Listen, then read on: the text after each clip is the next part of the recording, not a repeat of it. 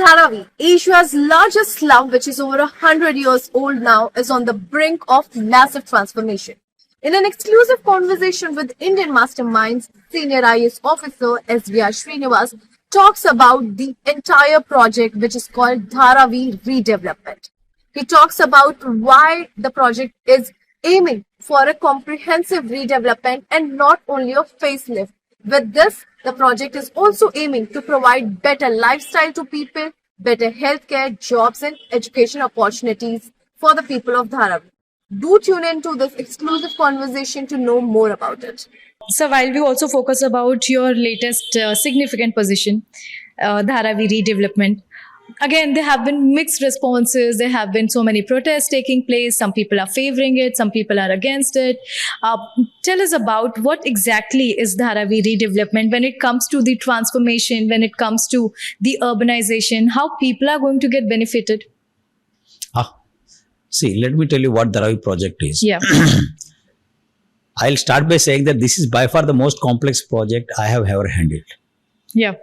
In my more than 2 decades of urban experience and infrastructure experience, by far the most complex. Because the project is like that. And I always call it a movement, not just a project. It is not like, Atal Setu or a metro rail you have done, no. Because of one thing, that is one thing in one word I'll say, livelihoods. The livelihoods are very, very important, affected. Now let me come to what the project is. This project is also, Dharavi is also the world's largest urban renewal project. To repeat, the world's largest urban renewal project in peacetime. Third, it is the brownest project. Brownest of the brownfield projects. And if you ask me, the complexest project. Yeah? Yes. It's the largest, brownest and the complexest, if you can call it. Okay. And now let me speak about the scope of the project. What it entails. It has 3 dimensions. One is a physical construction of the houses for the poor, for the slum living, the people living in slum. And also construct their factories, shops, etc. Okay. That is one. Second is the provision of physical infrastructure. Like, for instance, the roads, the bridges, the stormwater, the sewage, the drinking water, power lines. Second dimension. And the third dimension of the project is the social infrastructure in terms of schools, colleges, hospitals, community centers, temples, mosques. So all the 3 projects, the 3 dimensions are what we call, in one word, that's called a city. So basically we are building. My word. In fact, you people are building up a city. We are building a city within a city. Yes, absolutely. We are building a city within a city, and that has never happened. So in a complex environment like this. And if you remember, there was a famous person who used to be here in Dharavi. His name was Vardarajan Mudalayar. Yes. You might have seen the film Dayavan in Hindi, otherwise Nayakan in Tamil, Nayakudu in Telugu. Yeah. So that underworld, so that was started like that. And then afterwards, now it has become famous after the very many movies, Oscar-winning movies, right? Yeah. So from a distance, Dharavi looks very romantic. But to live there is a nightmare for every day. Because the density of Dharavi is the highest in the world. It accommodates about 200,000 people per square kilometer, right? And most of them don't have a proper toilet. If you can see in the morning, people will be standing in queues. Most of the houses don't have drinking water, okay? And most important is lack of entitlements. See, if you ask any shopkeeper or anybody, are you going to be there after 15 years? Not very sure. Because there are no physical entitlements, right? So that is why Dharavi is also caught in the low-level investment trap. Because if somebody wants to invest 20 lakh rupees, he will think twice. Because you never know what happens to your investment.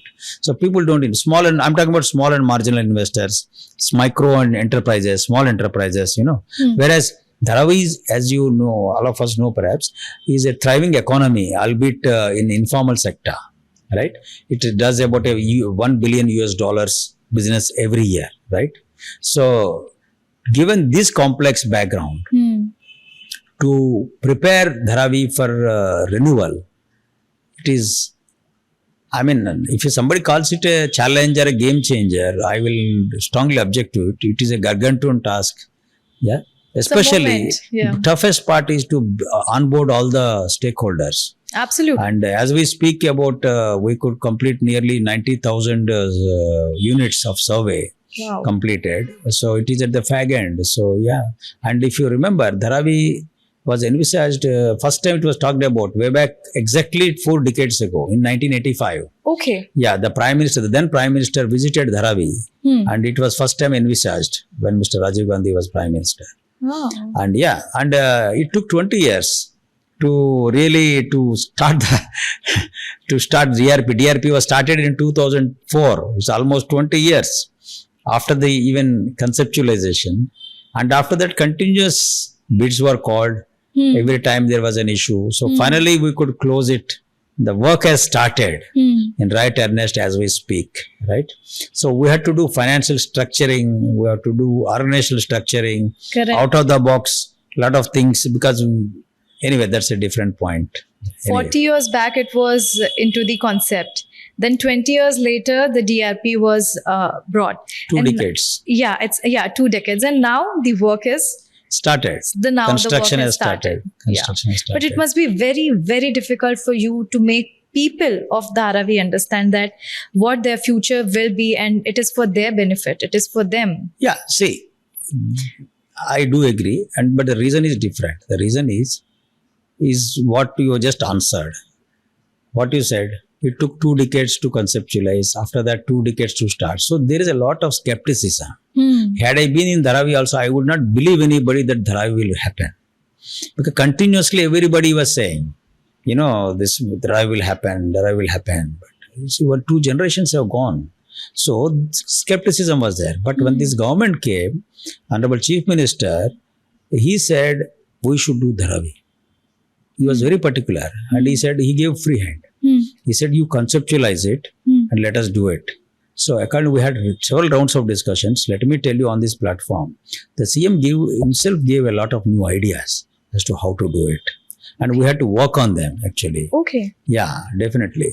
And then whatever we proposed, it was discussed in detail.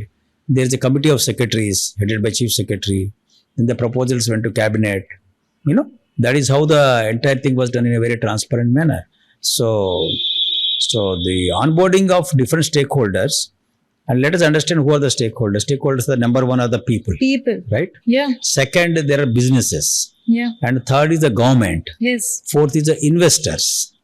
Right? And the other stake is also very important, which I consider is very important, is the media. Because they have one of the fifth pillar, I must say, for this project. Because a lot of communication was involved. I still do. As I speak to you, I am still communicating through you, in fact. So media plays a very important role. Of course, nowadays it is more of social media. So that's very important.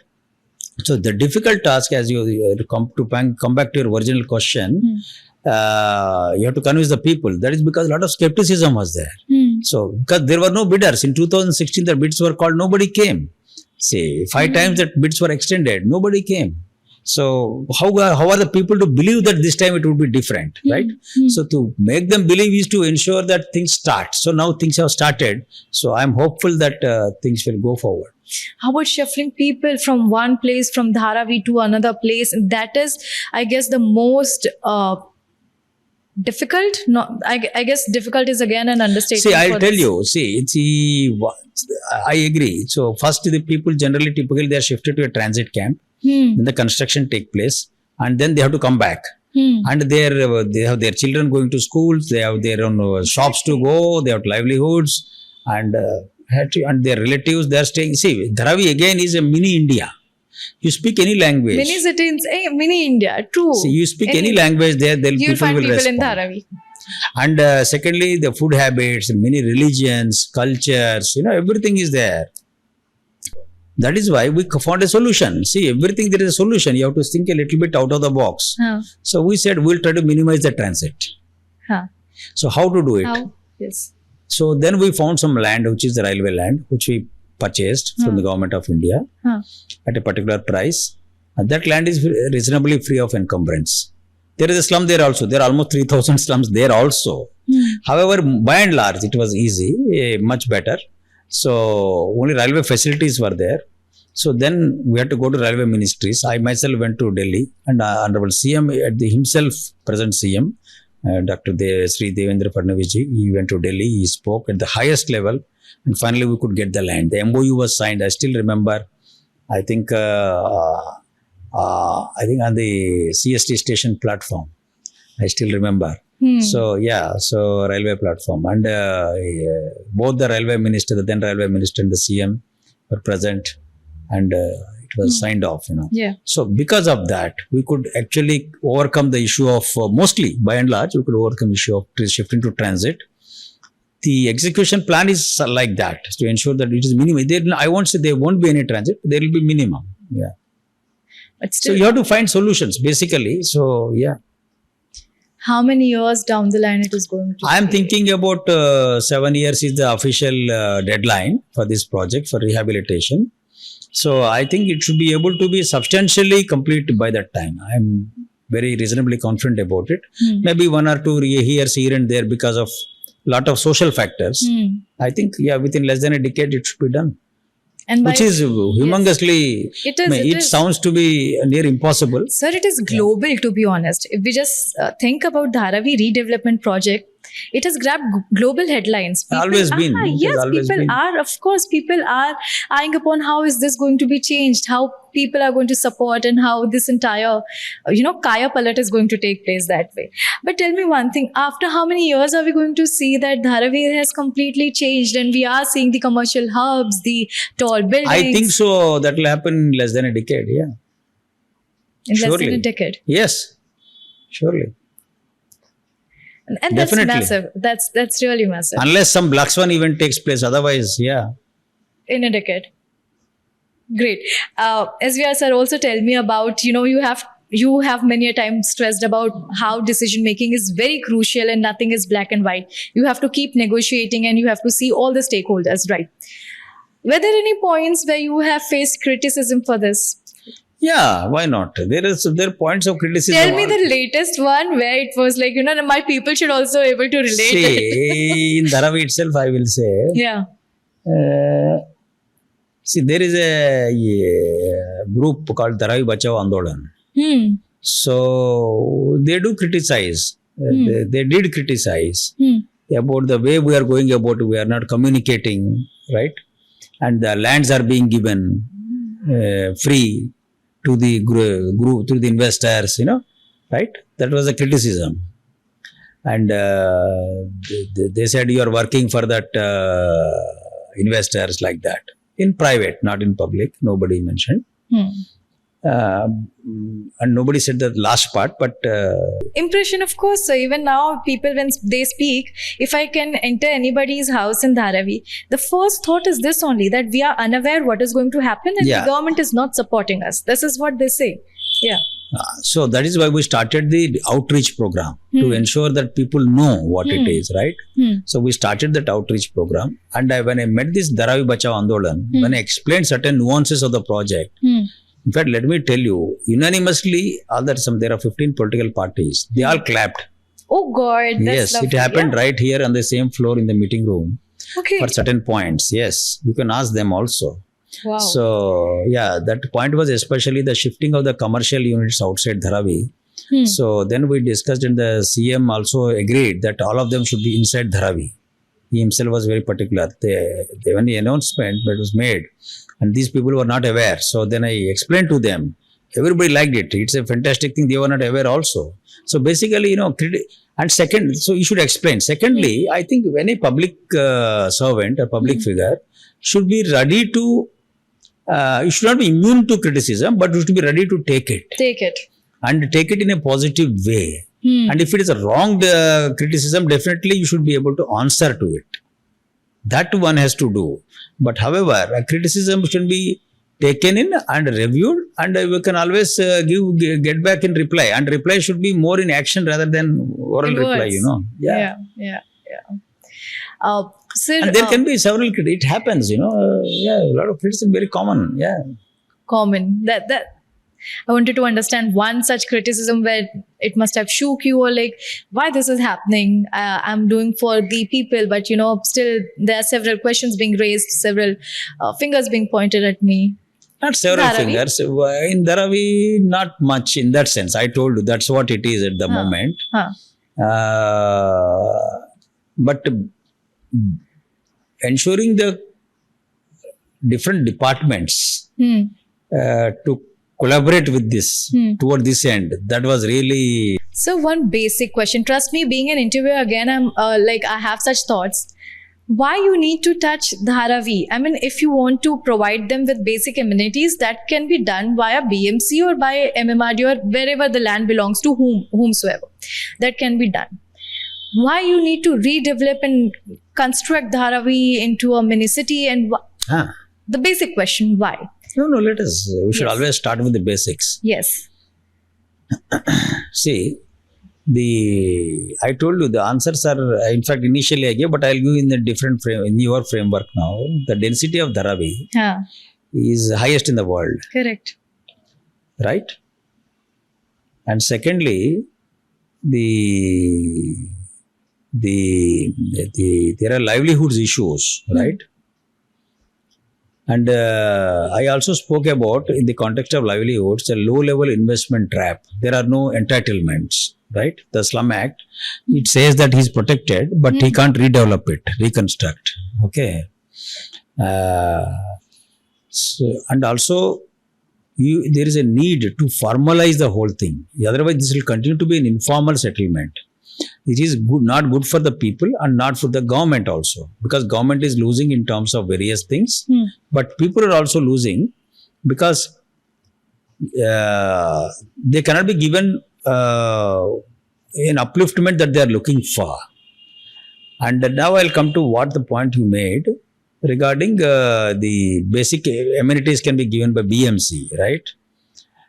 Point is, it is not possible to do that. Just a facelift is not possible to do that, because, for instance, let us talk about the brass tacks. Water supply. Ji. How would you give water supply to all the people of Dharavi at the home? Because there are no roads. If you go to Dharavi, I'm sure you would have gone, you would have seen many of them have only 2 feet width. So how can you dig up and lay a line and give it to all the houses? And the many houses are less than 100 square feet. Yes. Secondly, how do you give storm water there? How?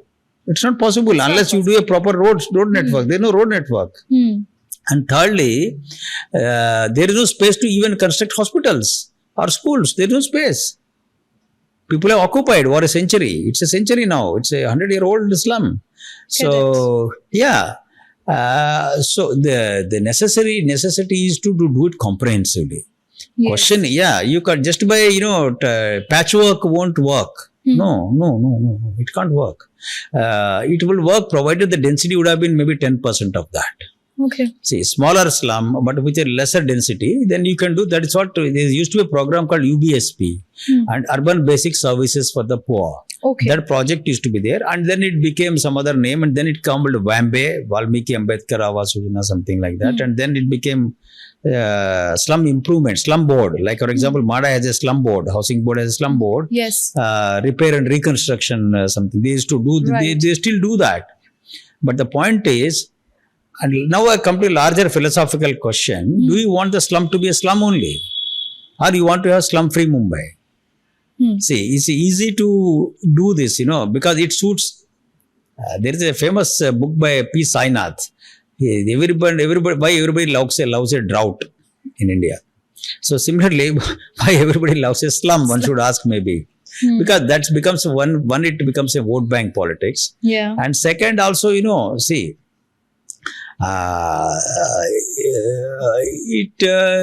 You take a moral high ground. People are in slums, and my bap type of a culture creeps in. Yes. So that is how the underworld also used to operate. They used to give solutions, right? Yes. Yeah. Yes. So right. So that's what. So you want slum or slum-free Mumbai? So you want slum-free, obviously.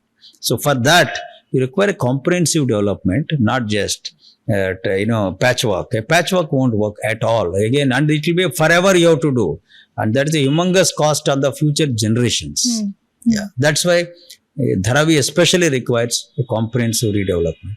So Dharavi requires this entire redevelopment, And but also what about because it the is other going to, slums, sir? and also it is going to unleash forces of economic growth for the entire city. Right. So other slums can have a facelift by providing Provided sanitation. the densities are less. It depends on the density. Densities have to be less, you see. Okay. But point is, it should be developed in such a way it should no longer be called a slum. I mean, people themselves should feel, yes, we are no longer in a slum. No longer. I think that will be a difficult task. I mean, that is not advisable if you ask me. Unless the densities are low. If the densities are low, yes, you can do it. Yeah. It's happening in other cities. Right. For instance, smaller tier 2 cities, slum maintenance works do happen.